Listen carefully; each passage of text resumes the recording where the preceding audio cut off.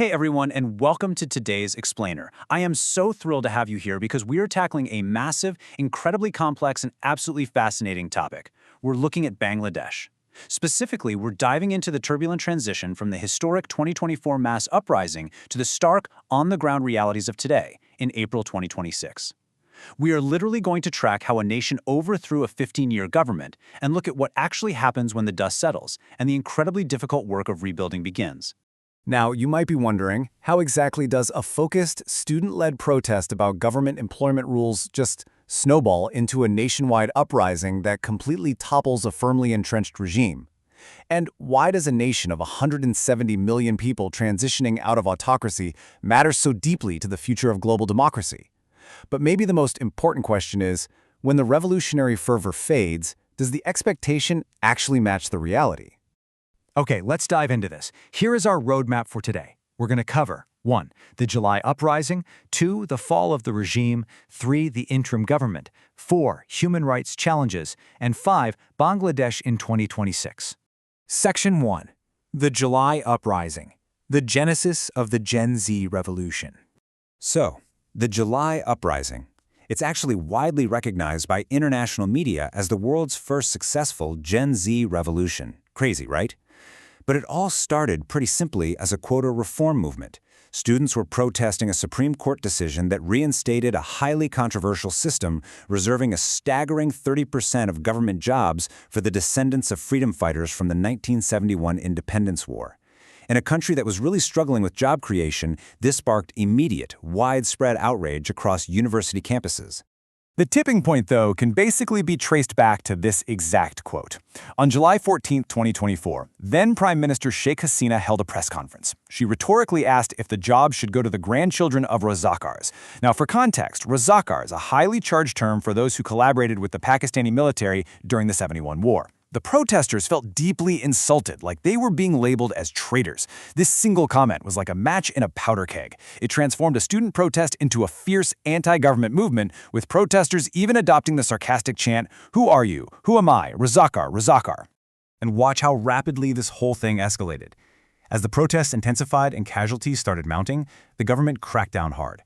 By July 18th, they enforced a near-complete nationwide internet blackout. A few days later, on July 21st, the Supreme Court actually ruled in favor of the students, mandating 93% merit-based recruitment. But honestly, by then, the bloodshed had fundamentally changed the vibe of the movement. The protesters now had just one demand: Hasina's resignation. By early August, this turned into a massive non-cooperation movement, blockading the capital with civil disobedience. Section 2. Fall of the regime, the end of a 15-year rule. But before we get into the politics of it all, we have to look at this number: over 1,400. According to a detailed fact-finding report by the UN Office of the High Commissioner for Human Rights, this is the estimated death toll from those weeks of protests, what's often called the July Massacre. The UN reported that the vast majority of these deaths were caused by live ammunition fired by various state security forces. It is a stark, deeply sobering reality, and it really grounds the massive political shifts we're about to discuss. Facing those staggering casualties and a massive civilian defiance campaign known as the Long March to Dhaka, the end came incredibly suddenly. On August 5th, with crowds literally surrounding the Prime Minister's residence, Sheikh Hasina resigned. She fled the country in a military transport plane, landing at an airbase in India. After a 15-year autocratic rule, her departure was so sudden that she didn't even deliver a resignation speech.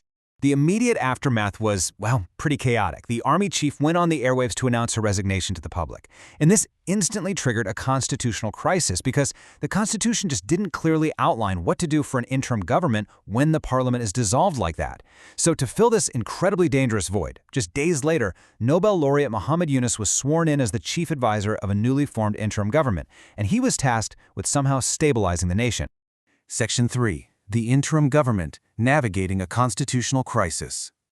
And this brilliantly illustrates the ambitious foundational goals the Yunus administration set right out of the gate. They immediately established a commission to investigate the really grim legacy of enforced disappearances and extrajudicial killings under the old government. They also started drafting a July charter, named in honor of the uprising, of course, to overhaul state institutions. Crucially, they announced that a referendum on these constitutional reforms would happen at the exact same time as the upcoming general elections in 2026. The interim government also didn't hold back on accountability. Using the Domestic International Crimes Tribunal, which was originally set up to prosecute 1971 war crimes, they went after the top leaders of the former Awami League regime.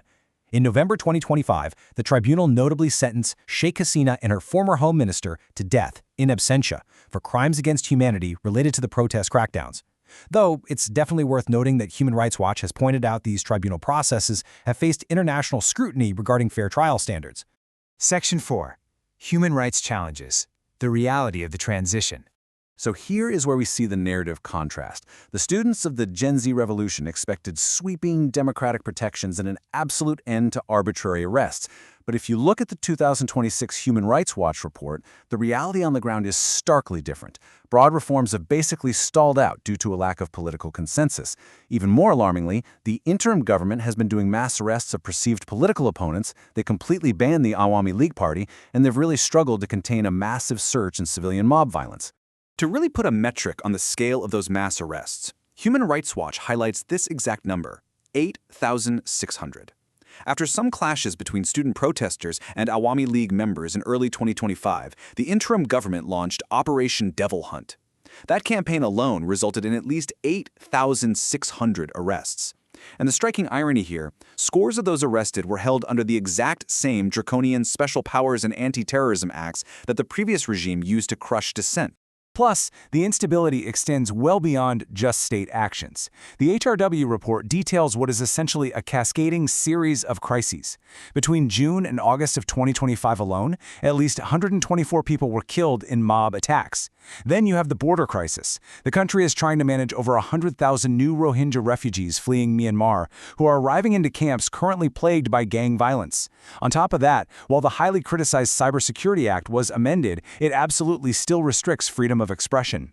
And finally, there are incredibly distressing ongoing reports of targeted attacks on ethnic and religious minorities, like mob damage to Hindu homes in Rangpur. Section 5. Bangladesh in 2026. The current landscape. Okay, bringing us right up to today, let's look at the country's current state. Politically, with the Awami League banned, the Bangladesh Nationalist Party, or BNP, is seeing a huge resurgence. Economically, growth is slower and poverty is rising, yet the state is still pushing forward with massive, multi-billion-dollar infrastructure deals. Meanwhile, on the law and order front, police are out there conducting anti-drug drives that frequently result in violent street clashes. Let's break this down just a bit more. Politically, the BNP is confidently positioning itself as the government in waiting. Just recently, their Secretary General firmly defended the spirit of 1971 as the fundamental identity of Bangladesh. They're strongly rallying the public around plans focused heavily on eradicating poverty through rural support programs, like family and farmer cards, and really building up education and healthcare. So the crucial point on the economy is that despite the high inflation and anxiety that really fueled that 2024 uprising, the government is still projecting massive ambition globally. Just this April, the national carrier Biman Bangladesh Airlines signed a landmark $3.7 billion deal with Boeing for 14 new aircraft. Interestingly, they completely bypassed some really intense lobbying from the European manufacturer Airbus. It's a very clear push to transform Bangladesh into a regional aviation hub, regardless of the economic pressures happening at home. But you have to contrast that high-flying corporate diplomacy with the reality down on the streets. According to a recent report from the Business Standard, during a routine evening anti-drug drive in Tongi, Detective Branch police were suddenly attacked by a mob. It took 3 hours, the detonation of sound grenades, and 28 arrests just to get the situation under control. This kind of day-to-day volatility really shows how challenged law enforcement still is when it comes to maintaining basic street-level stability. And underlying all of this, the political maneuvering, the street friction, is this one glaring figure: 30%. According to Human Rights Watch, that is the youth unemployment rate for those outside of school or training. To put that into perspective, it's the exact same economic stagnation and lack of opportunity that drove Gen Z into the streets in the first place, back in 2024. And it remains a massive, completely unresolved crisis today. So what does this all mean? As Bangladesh marches toward those pivotal general elections in 2026, the country really stands at a crossroads. Will the interim administration and the newly elected officials actually be able to implement those constitutional reforms and solidify the democratic promises made during the July uprising? Or, faced with mob violence, political bans, and ongoing economic struggles, will the shadows of past autocracies just continue to define the nation's future? It's like a giant puzzle and a complex reality we will definitely be keeping our eyes on. Thank you so much for joining me on this explainer. I really hope it brought some clarity to an incredibly dynamic situation. Stay curious, and I'll see you next time.